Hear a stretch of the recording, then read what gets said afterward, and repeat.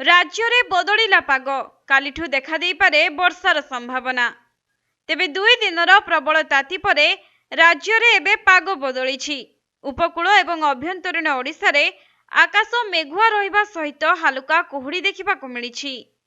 तेबे मेघुआ पाग प्रभाव रे गतकाली रातिर तापमात्रा 2 डिग्री पर्यंत कमिछि एवं पश्चिमा झड़ प्रभाव रे एभली पाग परिवर्तन होइछि बोली आंचलिक पाणीपाग केन्द्र सूचना दैछि। सेपटे एही पश्चिमा झड़ प्रभाव रे आसंता कालिठारु उत्तर अभ्यंतरीण ओडिशार अधिकांश जिल्ला रे हालुका वर्षा हेबार संभावना रहिछि, जहाँकि आसंता काली सुंदरगढ़, झारसुगुड़ा, बरगढ़ एवं नुआपड़ा जिल्ला रे हालुका वर्षा होई पारे।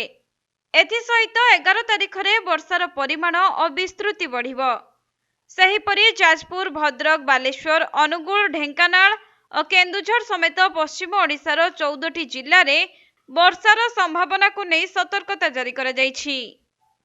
सेपटे 12 तारिख रे उपकूल ओडिशार खर्धा, कटक, जाजपुर, केन्द्रापड़ा एवं नयागढ़ समेत 10टी जिल्ला रे वर्षा होई पारे बोली आशंका करा जाउछि।